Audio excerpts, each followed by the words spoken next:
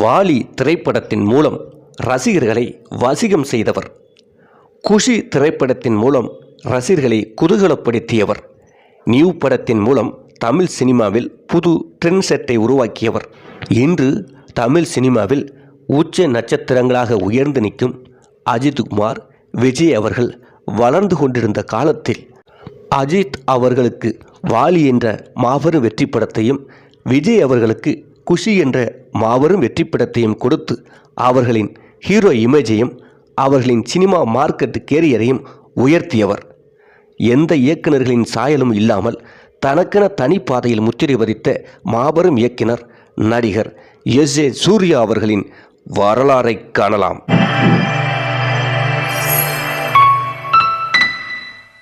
மாபெரும் இயக்குனர் நடிகர் எஸ்.ஏ. சூர்யா 1968ஆம் ஆண்டு திருநெல்வேலி மாவட்டம் புளியங்குடி அருகிலுள்ள வாசுதேவநல்லூரில் பிறந்தார். தான் பிறந்த வாசுதேவநல்லூரில் பள்ளி படிப்பை முடித்த எஸ்.ஏ. சூர்யா அவர்கள் சென்னை லயோலா கல்லூரியில் இயற்பியல் பட்டப்படிப்பையும் முடித்தார். மதுரையில் உள்ள ஒரு கல்லூரியில் பொறியியல் படிப்புக்கான வாய்ப்பு கிடைத்தாலும் அந்த வாய்ப்பை நிராகரித்துவிட்டு சினிமாவில் சாதிக்க வேண்டும் கனவோடு சென்னையில் தங்கினார். ஆரம்ப காலகட்டத்தில் அவர் செலவுக்கு கூட கஷ்டப்பட்ட காலத்தில் ஒரு ஹோட்டலில் அவர் பணியாற்றினார். ஹோட்டலில் வேலை செய்து கொண்டே உதவி இயக்குனர் நடிக்க வாய்ப்பு தேடி அலைந்தார். அவ்வாறு முயற்சி செய்தபோது இயக்குனர் சபாபதி மற்றும் வசந்த் ஆகியோரிடம் உதவி இயக்குனராக பணியாற்றினார். 1995ஆம் ஆண்டு அவர்கள் திரைப்படங்களில் உதவி இயக்குனராக பணியாற்றினார். அதன் பிறகு 1996ஆம் ஆண்டு சுந்தரபுருஷன் திரைப்படத்திலும் பணியாற்றினார். பாரதி ராஜாவின் கிழக்கு செம்மையிலே திரைப்படத்தில் சின்ன கதாபாத்திரத்திலும் அவர் நடித்திருந்தார். இந்த திரைப்படம் 1993ஆம் ஆண்டு வெளியானது. அதன் பிறகு 1997ஆம் ஆண்டு அஜித் நடித்த உல்லாசம் திரைப்படத்தில் உதவி இயக்குனராக இருந்தார். அதேபோன்று ஆசை திரைப்படத்திலும் அஜித் நடித்ததால் அங்கும் உதவி இயக்குனராக பணியாற்றிய எஸ்.ஏ. சூர்யாவே அஜித் அவர்களுக்கும் நன்றாக தெரிந்திருந்தது. இந்த காலகட்டத்தில் தான் அஜித் அவர்களுக்கு ஒரு கதையை சொன்னார். கதையும் பிடித்து போனதால் உடனே தயாரிப்பாளர் எஸ்.எஸ். சக்கரவர்த்தியிடம் அறிமுகப்படுத்தி 1997ஆம் ஆண்டு உடனே படத்தை ஆரம்பித்தார்கள். அப்படி ஆரம்பிக்கப்பட்ட படம்தான் வாலி. 1999ஆம் ஆண்டு இந்த திரைப்படம் தொடங்கியது. படம் முடிந்து வெளியாகி அனைத்து தியேட்டர்களிலும் மாபெரும் வரவேற்பை பெற்றது. அஜித் அவர்கள் இரட்டை வேடத்தில் முதல் நடித்த திரைப்படம். வில்லனாகவும் கதாநாயகனாகவும் அவர் நடித்தது மக்களால் பெரிதும் பாராட்டப்பட்டது. இராமாயணத்தில் வாலி தன் உடன் பிறந்த தம்பி சுக்கிரீவனின் மனைவி மீது ஆசை கொண்டு அவன் வாழ்வை இழந்திருப்பான். அதை மைய கருவாக கொண்டுதான் வாலி திரைப்பட கதையும் இருந்தது. தன் முதல் திரைப்படத்திலேயே மாபெரும் வெற்றி இயக்குனராக முத்திரை பதித்தார். அஜித் அவர்களுக்கும் இந்த திரைப்படம் ஒரு முக்கியமான திரைப்படமாக இருந்தது. அதேபோன்று சிம்ரன் அவர்களுக்கும் சினிமா கேரியரில் அவருக்கு முக்கிய திரைப்படமாக இருந்தது.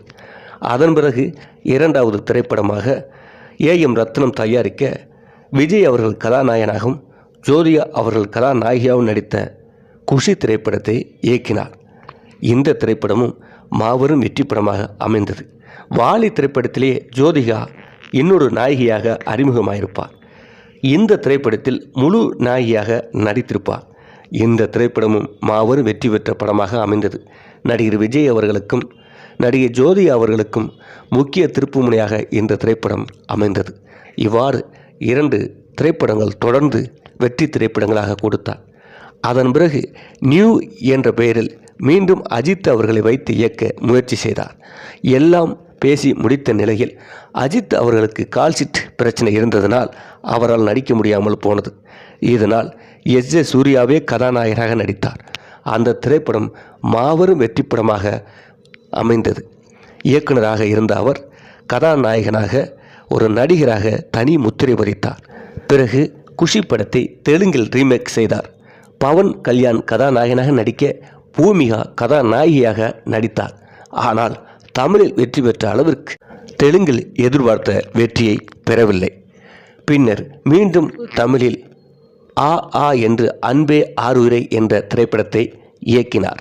இந்த திரைப்படத்தில் அவரே இயக்கி அவரே தயாரித்து அவரே நடிக்கவும் செய்தார். இந்த திரைப்படம் வெற்றி படமாக அமைந்தது. இதில் அவர் பேசக்கூடிய இருக்கு இல்லை என டாக்டரிடம் பேசும் காட்சி இன்றும் மக்களிடம் வரவேற்பு பெற்ற காட்சியாக இருக்கும். இருக்கு இல்லை என்ற வசனம் என்றாலே அது எஸ்.ஏ. சூர்யா அவர்கள் தான் ஞாபகம் வருவார். அந்த அளவிற்கு அந்த காட்சி காமெடி காட்சியாக மக்கள் மனதில் பதிவான காட்சியாக அமைந்தது. அதன் பிறகு நீண்ட இடைவேளைக்கு பிறகு இசை என்ற திரைப்படத்தை இயக்கினார். அவரே தயாரித்தும் நடித்தார். இந்த திரைப்படமும் வெற்றி படமாக அமைந்தது. இவ்வாறு தன்னை ஒரு இயக்குனராக, கதாநாயகனாக, தயாரிப்பாளராக சினிமாவில் தனி முத்திரை பதித்து கொண்டார்.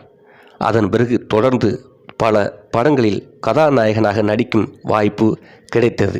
நியூ படத்துக்கு பிறகு அவர் வெளிப்படங்களிலும் நடிக்க ஆரம்பித்தார் கதாநாயகனாக. அப்படி நடித்த படம்தான் முதலில் வெளி இயக்குனருக்கு அவர் கால்ஷீட்டு கொடுத்து நடித்த படம் கல்வனின் காதலி. இயக்குனர் தமிழ்வாணன் அவர்கள் இயக்கி எஸ்.ஏ. சூர்யா அவர்கள் கதாநாயகனாக நடித்து நயன்தாரா கதாநாயகியாக நடித்த மாபெரும் வெற்றி படம் கல்வனின் காதலி. வெளி இயக்குனருக்கு முதல் படமே வெற்றி படமாக அமைந்ததனால் தொடர்ந்து பல திரைப்படங்கள் மற்ற இயக்குனர்களுக்கு அவர் நடித்தார். கல்வனின் காதல் திரைப்படமும் இவருக்கு ஒரு முக்கியமான திரைப்படமாக அமைந்தது. அதேபோன்று நயன்தாரா அவர்களுக்கும் கல்வனின் காதலி சினிமாவில் பெரும் திருப்பு முனையை ஏற்படுத்திய படமாக அமைந்தது. அதன் பிறகு 2007ஆம் ஆண்டு திருமகன் என்ற ஒரு கிராம பின்னணி உள்ள படத்தில் நடித்தார். மீசையெல்லாம் அழித்து ஒரு மாடர்ன் ஹீரோவாக நடித்த எஸ்.ஏ. சூர்யா திருமகன் திரைப்படத்தில் மீசையுடன் ஒரு கிராமத்து கதாபாத்திரத்தில் நடித்திருந்தது அனைவருக்கும் பிடித்திருந்தது.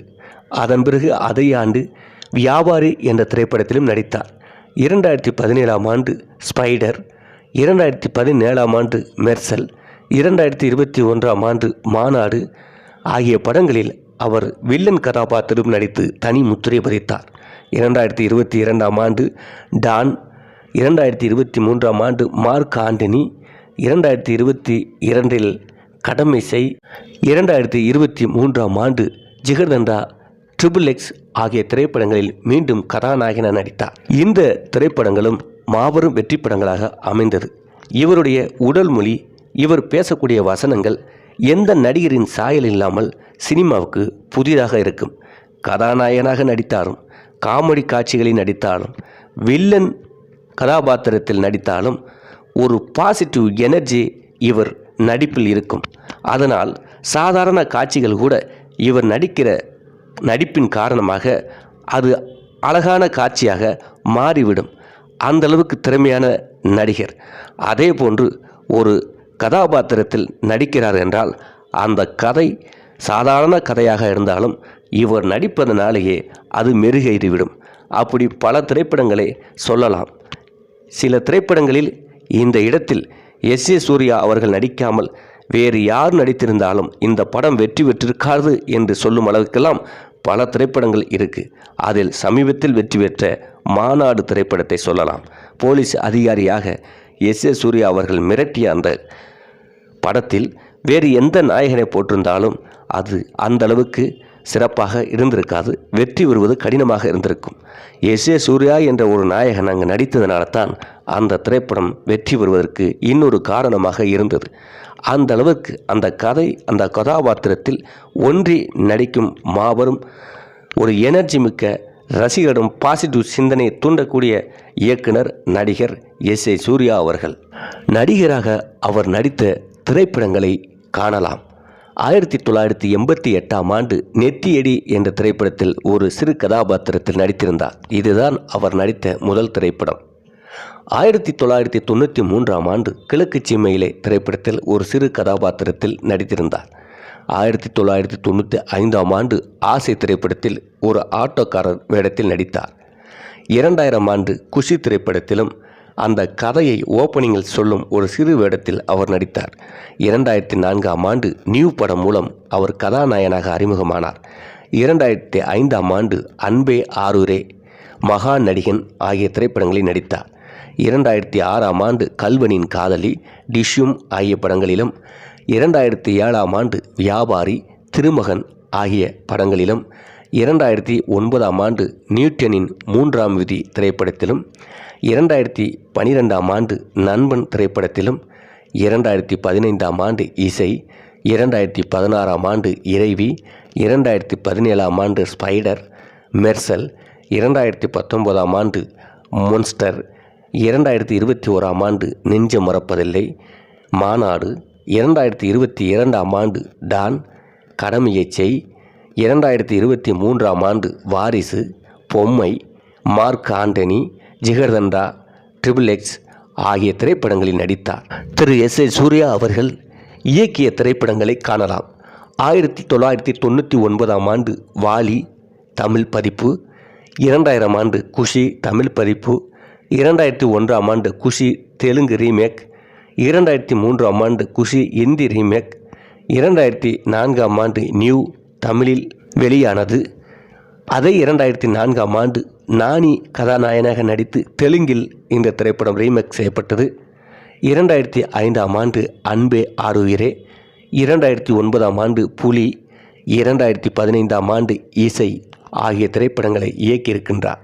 2009ஆம் ஆண்டு இயக்கப்பட்ட புலி திரைப்படம் தெலுங்கில் எடுக்கப்பட்ட திரைப்படமாகும். இவ்வாறு பல திரைப்படங்கள் இயக்கிய இவர் வெப்சீரிஸ் எனப்படும் இணைய தொடரிலையும் நடித்துள்ளார். வதாந்தி வேலோனியின் கட்டுக்கதை என்ற தொடரில் IPS அதிகாரியாக நடித்திருப்பார். இவ்வாறு சினிமாவில் உதவி இயக்குனராக தனது வாழ்க்கையை ஆரம்பித்து சிறு சிறு வேடங்களை நடித்து இயக்குனராக வெற்றி பெற்று, கதாநாயகனாக வெற்றி பெற்று, வில்லன், குணச்சித்திர வேடம், தயாரிப்பாளர் என பல துறைகள் வெற்றி பெற்ற மாபெரும் கலைஞர் எஸ். ஏ. சூர்யா அவர்கள். மீண்டும் ஒரு வரலாறோடு சந்திப்போம். சேனலை சப்ஸ்கிரைப் செய்து கொள்ளுங்கள்.